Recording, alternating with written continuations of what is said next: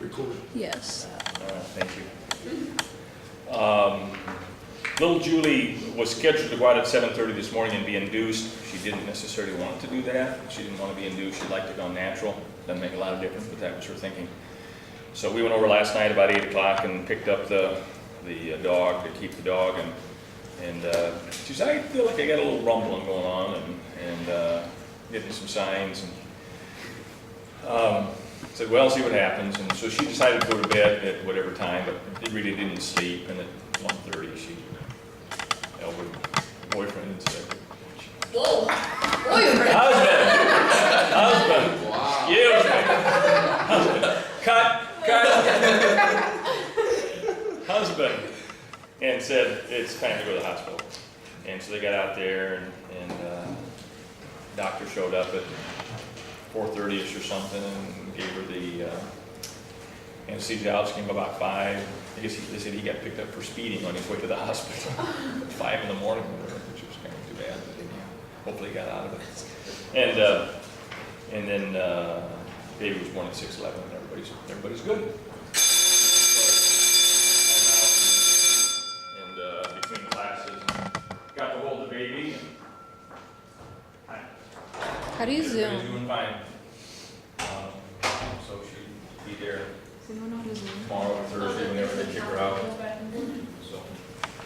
So life is good. Everyone's a miracle, guys. You know, I think that with a whole heart. I really do that sincerely.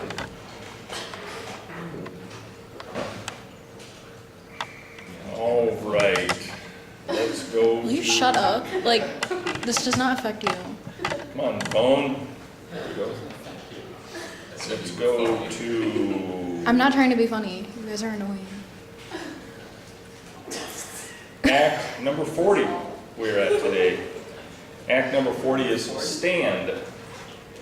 It's easy to get weighed down by the injustice and need we see all around us and to imagine there's nothing or very little we can do about it. Choose not to shy away from a cause today. Lend your voice to the voiceless. Stand up for those who can't stand up for themselves, and don't wait for someone else to be the solution. From Proverbs, speak up for those who cannot speak for themselves, for the rights of all who are destitute. Speak up and judge fairly. Defend the rights of the poor and the needy. So you can find something to do about that today. Spend a few minutes recognizing causes that really get you going. What are you passionate about? What has affected you, your family, your community? Pray for answers, for solutions, for funding, for peace, and listen out for God's prompting. He uses us to bring change. Dare to believe that He can use you. So, there we go. Thank you. So life is good. Okay.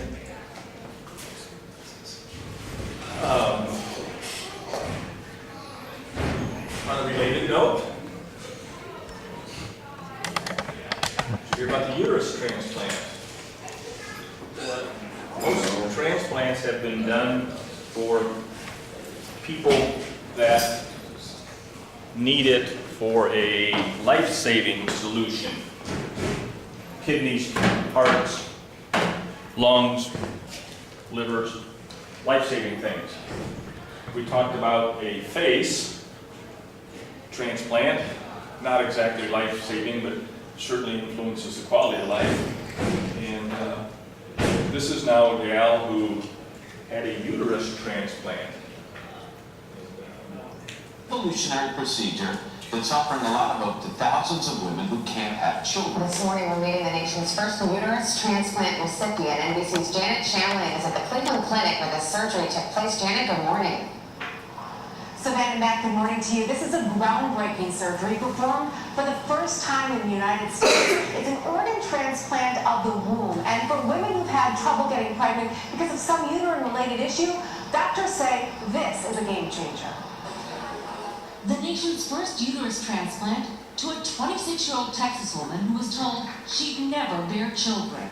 And from that moment on, I've prayed that God would allow me the opportunity to experience pregnancy. But now, for the woman identified only as Lindsay, a real chance. Following groundbreaking surgery at the Cleveland Clinic, the womb of of a deceased donor implanted into Lindsay's pelvis 2 weeks ago. She was born without one. For the next year, she'll take anti-rejection drugs, and then doctors will implant her embryos into the donor organ. Unlike other organs, the uterine transplant is only temporary. The patient can have 1 to 2 babies by C-section, and then that uterus will be removed. As many as 50,000 U.S. women of childbearing age could potentially benefit from the procedure. The clinical trial offering new hope and an alternative to adopting or using a surrogate. What motivates women with uterine factor infertility to pursue other options is that experience of carrying the pregnancy, of feeling the baby grow and develop, and of getting to be there for the baby's birth. The procedure was pioneered in Sweden. This baby among 5 born there from 9 uterine transplants. Lindsay is the first of 10 American women who will get the transplant. Doctors say there's a long road ahead. What would make this a picture-perfect ending? The baby. Already the mom of 3 adopted boys, she's dreaming of being pregnant, expanding her family. Now, thanks to this procedure, a possibility. They have provided me with a gift that I will never be able to repay. Lindsay is part of a clinical trial right now, and Cleveland Clinic is actually looking for more women to be part of it. And Savannah, what's really interesting about this is that unlike most organ transplants, it's just temporary. After the woman has 1 or 2 babies, then the uterus is removed because the woman has to take very strong drugs while she has it in her body. Back to you. All right, Janet Chamberlain, thank you. This is amazing. And for more on what it could mean for women facing infertility issues, let's bring in NBC News medical contributor Dr. Natalie Azar. Natalie, good morning. Good morning, Savannah. You have to marvel at the science that allows doctors to do this, but it clearly is not for everybody. This is just for those who, I mean, is it if you had, for example, a hysterectomy because of a cancer diagnosis or something like that? Right, it's Could this potentially be for them? It's only for women who have something called uterine factor infertility. That is, they're either born without a uterus, they have a damaged uterus secondary to abnormalities from previous infections or diseases, or they have their uterus removed. A condition, they say, uterine factor infertility, that can affect 3 to 5% of women worldwide. But this is a long road. Yes. As we just saw in Janet's piece. This is, honestly, from start to finish, it could be upwards of 5 years. The initial procedure starts with doing IVF. So the woman has to undergo IVF, you have to have 6 to 8 viable embryos, then you have to have a suitable donor, you have the uterine transplant. The transplant has to heal for 1 year before the embryos are implanted into the uterus, and then of course, the baby hopefully 9 months later. And I think it's really important to point out that the researchers are stopping short of calling this a grand success because they say the success is not measured by necessarily having performed the transplant. It will be a success once the woman goes through this whole process healthy without any complications, and of course, a healthy baby is born at the end of it all. Then we can say that it was. And by the way, to Janet's point at the end, they then remove the transplanted uterus. Absolutely. So they anticipate for most women they will probably have 1 to 2 pregnancies, and then they will remove the uterus because of the fact that the woman has to take these anti-rejection medicines, which of course long-term can be associated with complications like infection and even malignancy. It's fascinating. Dr. Azar, thank you so much. Cool, huh? Yes. So they can't just First, you get hit by psoriasis. And that conceive naturally. Correct. She was, when she was 16 years old, reading through the articles about it, when she was 16, she had not had a period yet. So they did some investigation, found out she did not have a uterus. I mean, like post surgery. Oh, post-surgery. Yeah. Will they Does allow it- it? Post Post transplant. implanted. Because they said they were using IVF. Okay, she does not have fallopian tubes. Oh, okay. And if she did, the scarring could quite possibly interfere with egg-eating sperm, or fertilized egg implanting. So it was just a lot easier to do the IVF. Will she start having a period now?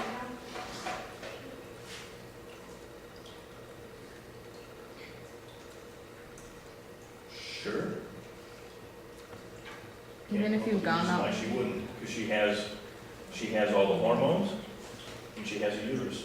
So she would have to go through a cycle, and in fact, they would use, in any IVF procedure, they use hormones to regulate your cycle and control when the uterus is ripe and ready to have an egg put in it, a fertilized egg put in it. Yeah, so yeah, she should have a period.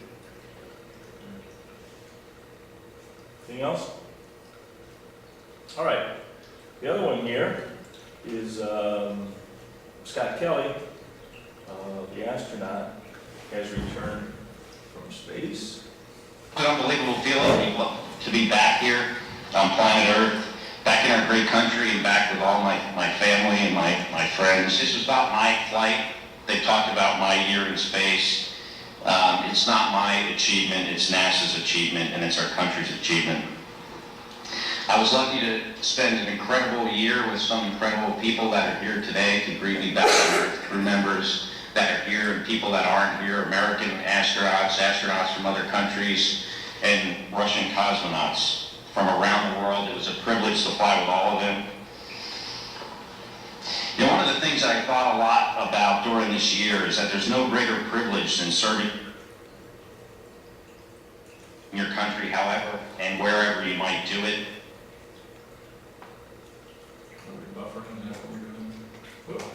Where'd you go? Do you need like a degree to be an astronaut? Initially, the astronauts were people that were chosen because they were test pilots. And they were used to the conditions they were going to have to experience. Now, basically, anybody can strap on a suit, put in, step in, and be blown into space. It's pretty routine now. So initially, they would take test pilots. Now it's kind of anyone who has something they can really contribute to space, or contribute to the research. Yeah. A lot of them still are. They grew up wanting to be astronauts. But anyhow, so remember we talked the other day, he has a twin on Earth, and so the question was, how does he change versus how does his twin change during the same year-long period? And the long-term goal is to send somebody to Mars, which it's 6-ish months to get there. You've got to wait, depending on when you arrive, you've got to wait a year and a half to get all the planets in the right position to come back, and about 6 months to come back. So it's about a 2.5-year, give or take, cycle to get to Mars and back. And a lot of people say, we really don't have to send people up there. We can do this just with instruments and spacecraft unmanned. But then there are people that say, yeah, but think how cool it is to say we were the first ones to get a man up that fast. If you lose a spacecraft, no big deal. You don't want to lose people. And so to see what's going to happen to the body during these 2.5 years is kind of what they're thinking. All right. We're looking at the eyes to see how much visual acuity has been lost. Majority of astronauts who return from time and space have mild vision loss. Not sure why. Must be something in that zero gravity environment that's changing the shape of the eyes. The majority of astronauts have to change their eyeglasses while in space. They bring glasses with them and typically change a few months into the mission. So it's kind of something they plan on. Okay. Bones and muscles. For almost a year, he didn't have to use his legs to walk, but to take a photo around. And so astronauts would leave space with brittle bones and weak muscles. Trying to mitigate or solve that problem, the astronauts do intensive workouts while in space. They would tie themselves to a treadmill, strap into a bike, use a resistance device to work out for 2 to 2.5 hours a day. Okay? Now, this is valuable time while they're up there. We don't have time to fool around, but they had 2 to 2.5 hours a day of exercise. Do they shower in space? I think they wipe off. It'd feel good to get that shower, wouldn't it? There may be some sort of a vacuum control thing that they could step into that would squirt water over them and then the water be sucked up. I'm making up stuff now. Okay. He seems claustrophobic, and I didn't like that. Well, the space station is actually pretty big, but you think about what are we going to send to Mars? We're not sending much to Mars because it's really expensive to get it up there and get it back, and you have to count your ounces. You know, I mean, it's extremely expensive and complicated. And so whoever it is going to be sitting on Mars for a year and a half waiting for the proper alignment to return home is going to be really claustrophobic. And how do you test somebody for that? I mean, I wouldn't do well there. I would not do well there at all. But, anyhow, the workouts have a positive effect. They're coming back in really good shape. Some are not losing bone and muscle now as much as we saw earlier. But when they break down, they release calcium, which can lead to kidney stones and fractures. You don't want to have kidney stones and fractures when you're a long ways from home. Radiation is one of the biggest issues. They get about 20 times the amount of radiation as people on Earth are exposed to. And if you go to Journey to Mars or deep space, that's several hundred times the radiation that you would get. The radiation has an effect on the heart, blood vessels, bone, central nervous system, brain, as well as increased cancer risk. The heart shrinks because the cardiovascular system doesn't have to work as hard. Okay? And so one of the transition is when you come back to Earth, the astronauts can feel faint. Kind of about when you first stand up, you kind of get that little rush. That's kind of a blood pressure sort of thing. And you get that same rush. It takes weeks to recover. One obvious temperature change came back 2 inches taller because in gravity, the vertebral discs are compressed. So with no gravity, each space increases just fractions of an inch, and so it comes back 2 inches taller. They have problems with balance and simple tasks like standing up, walking, operating a vehicle. 1 to 3 weeks, or up to maybe months or years if they've had significant bone loss. And this kind of takes you through, the balance, movement sort of issues, cardiovascular issues, the spine extends, muscles atrophy, bones become more brittle, radiation, lots of risk there, and a loss of sleep and psychological problems. The psychological issues have to be really weird. I mean, you think you've been up in space, you sit back down here and you land, and you come around and say, I'm just flying around up there. He's gone from his family for a year and such. That's weird, flat out weird. But anybody want to be an astronaut?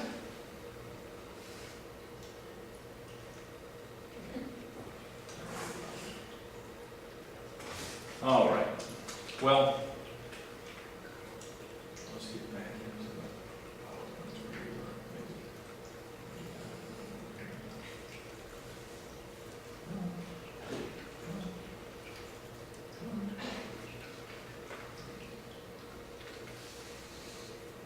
I haven't taken a roll yet, have I? I better do that.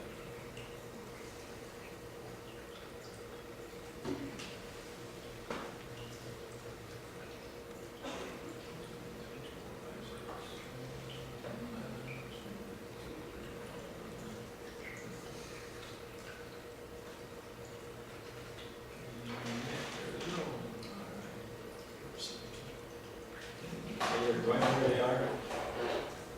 Katie's at 8th grade retreat. So they're both at a retreat, so it's an excuse them.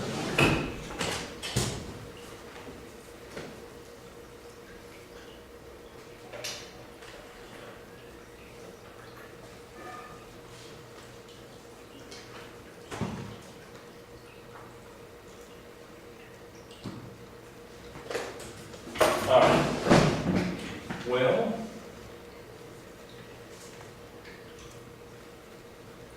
we will jump in where we were yesterday.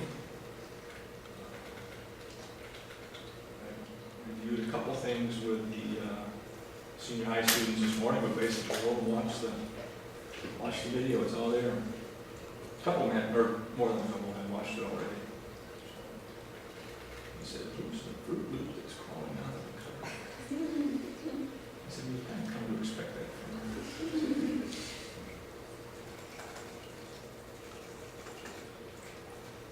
So, we went through proteins yesterday. That's kind of the last thing we finished up on. I did send you your PowerPoints yesterday. You're welcome to remind me to do that earlier. I hadn't thought about it. It just takes me 20 seconds to do it. You're welcome to remind me earlier. I don't mean to pull out on you. This is kind of a good slide, guys. This is kind of a nice one.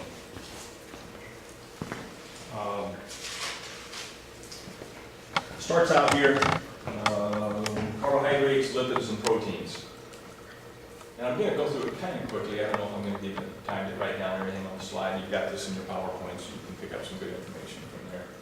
But basically, carbohydrates, do they come from plants or animals? Both. Okay. You know, we get carbohydrates in meat and milk and eggs, carbohydrates in seeds, roots, stems. Lipids, plants or animals? Both. Meat, milk, and eggs, and the oils coming from seeds. Proteins, plants or animals? Both. Okay, meat, milk, and eggs, and again seeds. So all three of these can come from either plants or animals. Okay? Proteins per gram. Or calories per gram.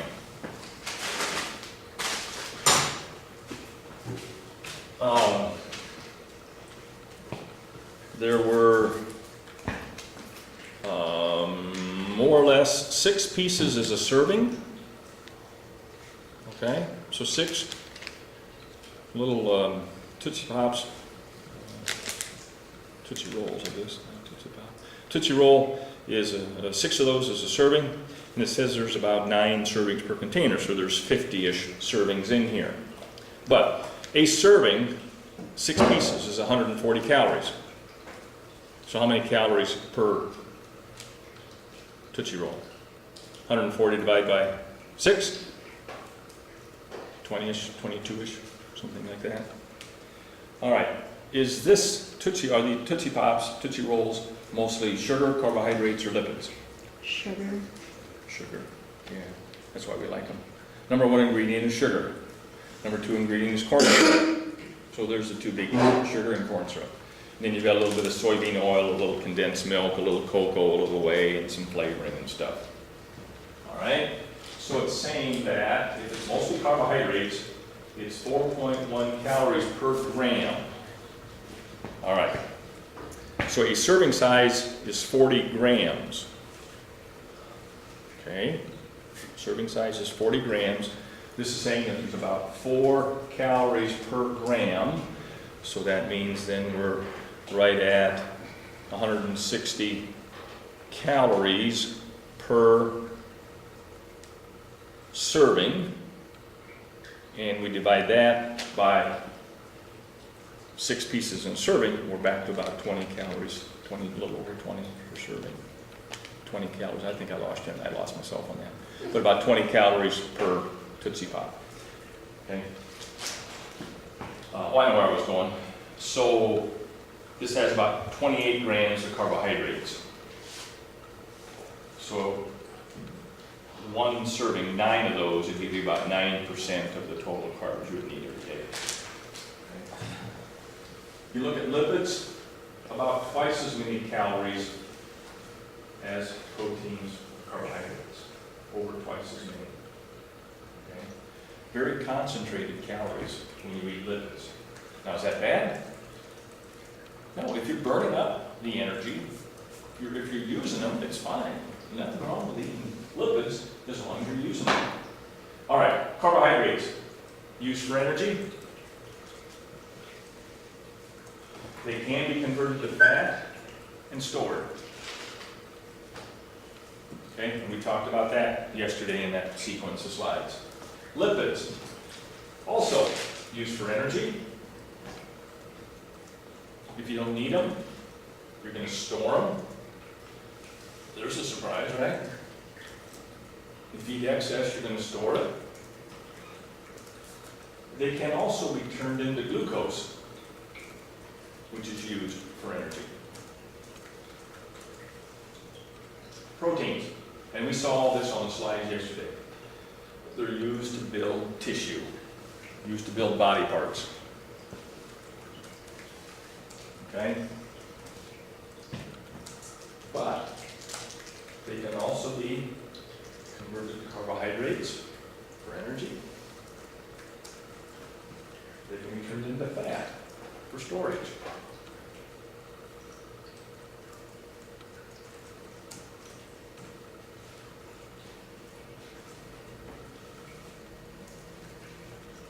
If you eat too many carbs, guess what? Makes you overweight. There's another surprise, isn't it? They can cause cavities.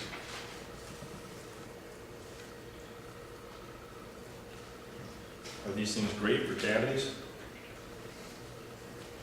Yeah, because you chew on them, they get stuck down in between your teeth. It just provides that great environment for bacteria. We'll get into that when we finish up this food stuff. We'll get into cavities and all the teeth and part of the digestive system. And if you're really hooked on carbs, as a lot of people are, as some people have to be because of where they live and what the choices they eat, they can be getting too much carbs and not any lipids or proteins. Those starving kids, are they getting any lipids? No. They're not getting meat, milk, and eggs. And that, rice doesn't have much. You don't hear about rice oil. Not much for lipids in there. And actually not a lot of protein in there either. Lipids, too much leads to obesity, increases cholesterol. We talked about that. Increased risk of heart disease. Even proteins, excesses can lead to obesity. You don't hear about the low carb diet so much anymore. It's been 3, 4, 5 years ago, the hot diet on the market was a low carb diet. And so people they'd go to McDonald's and instead of ordering a hamburger, they'd order the patty and no bun. They would just eat the patty. Or just eat bacon. I still see a gal that Ivy comes in there once in a while, and for breakfast she has bacon. That's it. Okay? No toast, no eggs, no potatoes, just bacon. And she's on a protein-only kind of diet. I challenge the thinking on it, the safety of it, because that protein-only diet, you've got a deficiency of lipids, a deficiency of carbs, okay? And that protein-only diet can show up as causing kidney issues and or liver issues if it's a pure protein only. Most diets aren't. But those kids that are lacking protein, we saw the starving ones yesterday, extreme weight loss, wasting, anemia, growth slowed down. So there's not much there that's new. Oop. All right. When we talk about energy, we're talking about calories. Calories and energy, the words are reversible, interchangeable. Okay? Calories and energy, we're talking the same thing. And carbohydrates, fats, and proteins all supply energy. They all have calories. If you don't have enough, it's not good. If you have too much, it leads to obesity. Any one of the three.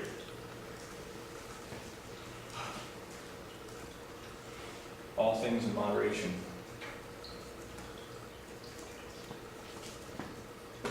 Calorie indicates how much potential energy is in a food.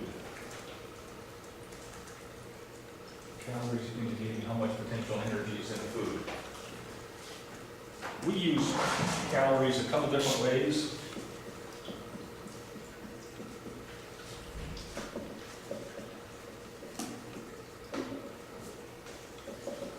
We talk about calories in terms of what you eat.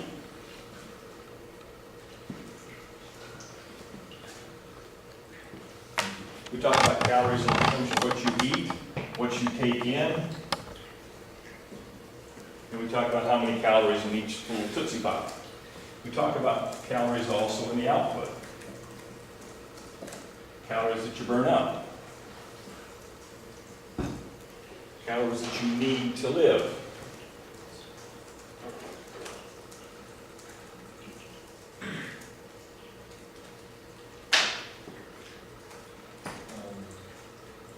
This little guy is it's called a calorimeter.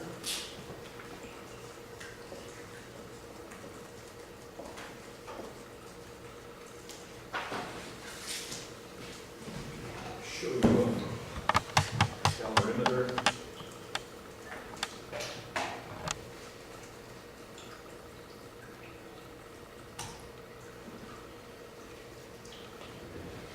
Calorimeter, I mean, it could be a real-looking device, kind of like this, or it could be a real-looking device. Whoops, we just lost it here. Could be a real-looking device like this. This is a calorimeter. But what's inside of it is important.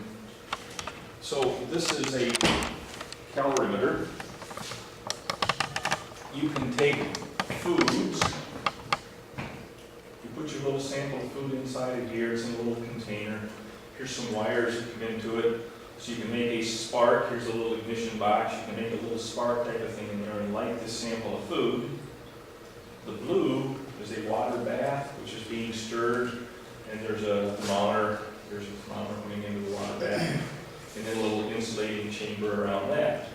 So the question is, as you burn that food,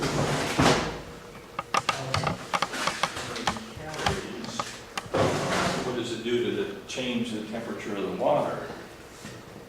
You say, how in the heck do you burn food? Well,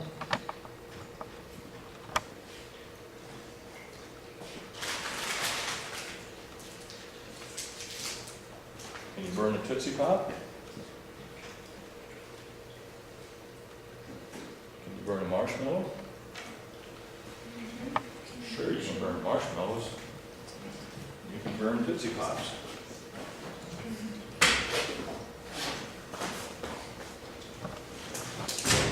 Tootsie Pops tend to melt. They don't burn real well. They burn.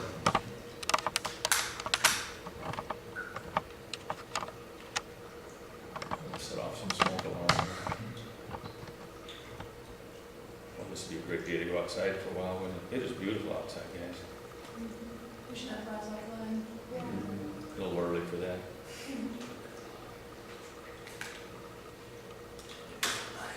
Oh! It was gonna burn.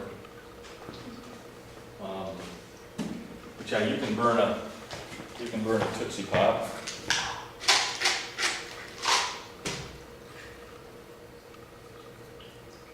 Have to touch it with this hand, touch it with that hand, if it's hot, I don't know.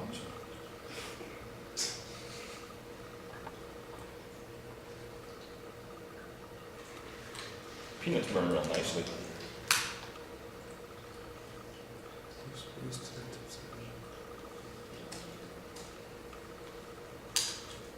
The peanuts they'll burn for quite a while. And so, you know, we could potentially put a container of water above this. You would measure the mass of the nut before you start, weigh it, burn it, see how much the temperature changes in the water, and then after it's completely consumed, it'll burn for a couple minutes. And after it's consumed, then weigh it again and compare the gain of the water to the loss of the nut, and you can figure out how many calories were in the nut. Make sense? Is that how they figure it out for every food? You know, it's hard to put an ice cream cone in there and light it. I don't know how they do it for some products like that. You know, this is always the demo model, in reality, I don't think it works quite this easily, in reality. But, yeah, some foods burn very nicely.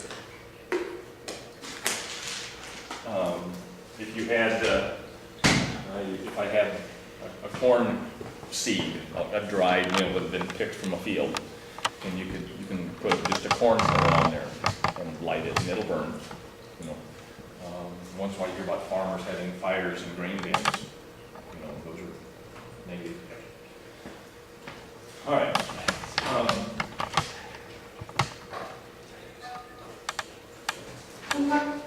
right. Fire up your computers there, folks. Fire them up. And do a Google for your BMR.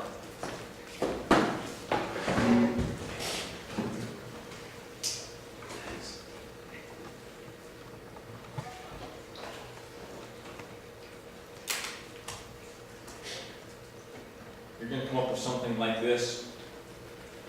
And go to that first hit, supplying one, the BMR calculator.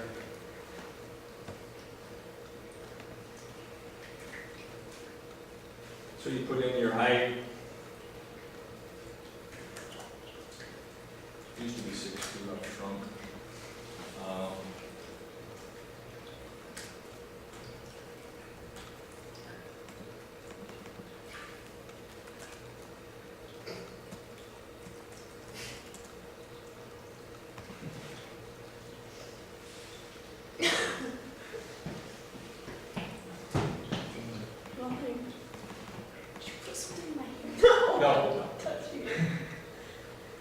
She's laughing. 46. Okay. So calculate your BMR.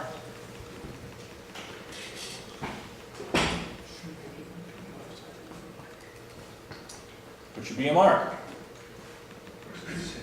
It's on the green line there. 1874. 1874. 1966.7. Okay. What's the BMR telling you? 1501. Why is mine so different? 1501. Why is it different? All right. Change from a boy to a girl. Just honestly, the reason. Change your sex. What's it do? Boosted. Lowers it. Well, Lowers it for a guy? Mine boost. Raises it? Yeah. So who has a higher BMR? Same weight, same height. male. Males have a higher BMR, same weight, same height. Males are going to be a little higher. Okay. Turn 30 years old, go back to your same sex, go back to your right sex, and change your age to 30. Oh, that really stinks. What happens to your BMR? It really goes down. It Goes goes down. down. What's that tell you you're going to have to do? Work out more. Less. Or Not eat. eat less. Exactly. Not eat, period. Yeah. So you want a high one? It tells you how many. I don't know. how Yeah, to- what's considered normal? I don't know.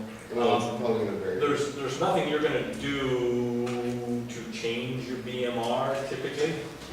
All right. What's it telling you? Your BMR is how much energy you need under basal conditions. Just under basic conditions. Just sitting there being alive or laying there being alive. So you need 1,700 calories or whatever it was, just awake, at rest. Now, it says after overnight fasting, but we don't care about that. Primarily it tells you how much energy you need to support the activities of the organs. This is what's going to take for the heart to beat, for you to stay alive. We'll come back tomorrow and talk about what kinds of things you need to do with activity. But you need 1,700 calories just to stay alive. Whoa. Okay? And to figure out what that was, you put in male, female, you put in your age, you put in your size. Okay? Now there's some other things that could figure in here, but what's little baby cyclone's BMR? Find a chart for infant BMRs. Do a Google there. Isn't it really high?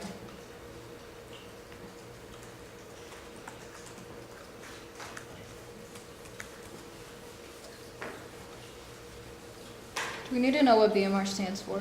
Yes.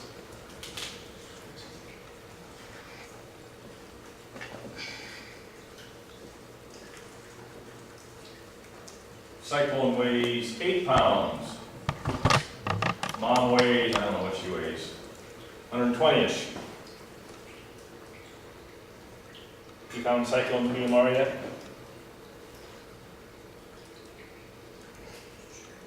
Maybe go to an image.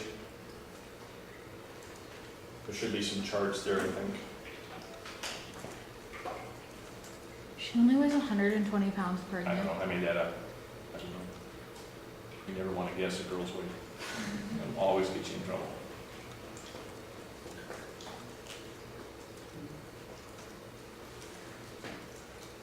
Anybody found the cyclone's BMR yet? How many kilograms would you weigh? That's what? 2.2 kilograms in a pound, not more or less. Put down 16 kilograms. Would that be about 3,500? Is that super high? That's too high. I gave you some bad data there, I think. Hold on. 4 kilo, it starts at like 6 kilograms and that's like 1,500 for 6 kilograms. In what conditions basal, what's another word for that? Like resting, like if you're just Okay. sitting on your couch all day. How many kilograms is 8 pounds? The answer is 3.63 kilograms. Okay, I might add in reverse, 3.63.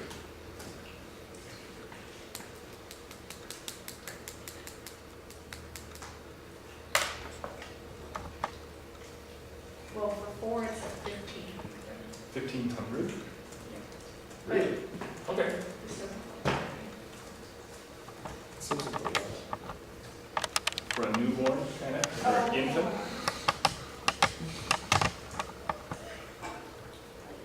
I'm looking for a number like 300 or 400. Yeah, this one says 3. Okay, that's what I'm looking for. Yeah. Playing this game in senior high this morning, we ended up, a couple of people found charts that they were showing, I forgot which was which, males or females were about twice as many calories needed per day as the other. One sex was about twice as high as the other. Is anybody seeing that? And that made no sense at all. It was basically saying that a baby boy needed more calories, about double, than a baby girl. And they found that in 3 or 4 different places. I don't know where they were looking, and I trusted them. They were intelligent people doing it. But mom's calorie needs every day, now this is her BMR, was you say it's 1,500, 1,700, something like that. Okay? So mom weighs about 14 times more, right? In round numbers, she weighs about 14 times more, and her calorie needs are about 6 times more. Why does baby Cyclone here need so many calories per pound of body weight? Metabolism figures in, but she also has a fairly high metabolism. Let's go back to the muscle unit. What do we say most of your calories are used for? Over half of the energy you eat is used to do what? Eat. Keep you warm. Keep you warm. The smaller you are, the more skin you have per body weight, per pound. The smaller you are, the more skin you have per pound. You went outside after school yesterday with a minimum clothes on, shorts and a t-shirt, and you were tickled pink at 65 degrees, weren't you? 70, whatever it was. You were having a good time. You take baby Cyclone out, even a month old, a month from now, do you take him outside at 70 degrees with a minimum clothes on? Why not? You got to keep him warm, because keeping him, the smaller you are, the harder it is to maintain body temperature. Okay? And so much of your energy is used to keep you warm. In fact, when I was out there this morning, it was cool. He was here, and he was the only kid there. others in the room, I guess. I said, that's gotta be my grandson right there, that's gotta be him. And we took a couple pictures and stuff. And the nurse, which was a male student from Iowa Central, was doing a axillary temperature. Just put it here in the armpit and made a comment to one of the other gals. And so they took him over, and evidently he was just a touch cool, okay? So they took him over, put him in a little bassinet, turned a little light on, put the blankets back so he was exposed to the warmer, and warmed him up for 10, 15 minutes. I went in and talked to Julie. And Bruce said, yeah, he's back in temperature. They brought him back in, got to hold him and all that. You know, but they were concerned about his temperature. And you know, and some of that is just due to the, you know, just who kept him warm last night? Mom had him tucked in. You know, Mom had him tucked in. And now all of a sudden he's dumped out into the air, and he's got to make some adjustments so that he's responsible for his own temperature. Obviously, they keep him wrapped up, a hat on, and all that kind of stuff. You know, you've seen the, you know, they cover his hands, the little t-shirt things, long sleeve cover his hand, just cover him. All that's sticking out is about here. Otherwise, he's tucked in, and little by little, his body will kick in and keep temperature right. But, cool. All right. Look up your BMI while you got your computers out there. BMI. I'm not trying to make anybody feel obsessive compulsive here. There's a little bit of trouble with this, but now it's going to take you to a chart that maybe looks like this.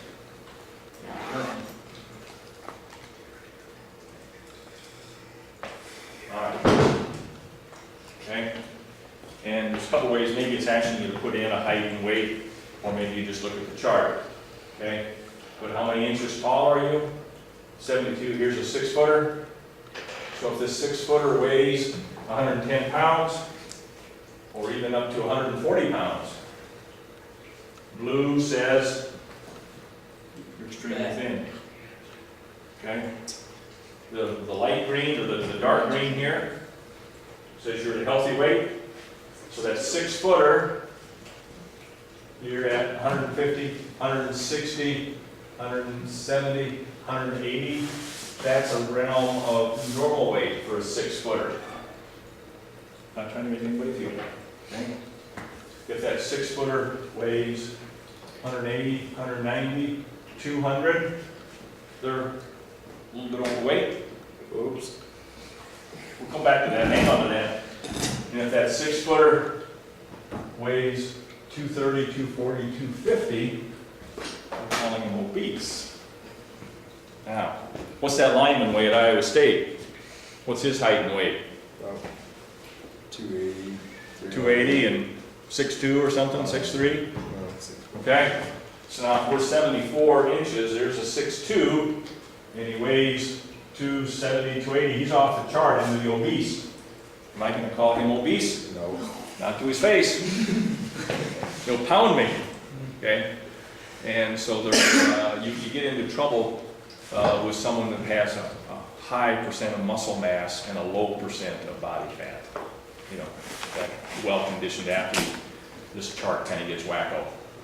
But you find people who are, here's 5'6", here's 5'6", boy or girl, you know, if they're 90 pounds, 100 pounds, 110 pounds. You guys play with these charts in wrestling, don't you? Or something like this, maybe?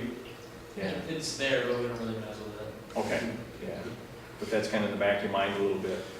And you hear about people that get too thin. You look at those little starving kids we saw yesterday from Ethiopia, whatever. You know, some of those starving Kenyans, and you think about where they are. And it's not trying to make anybody feel whatever. Remember that in the world already. We'll pick this up tomorrow and move on. How's that sound? Okay.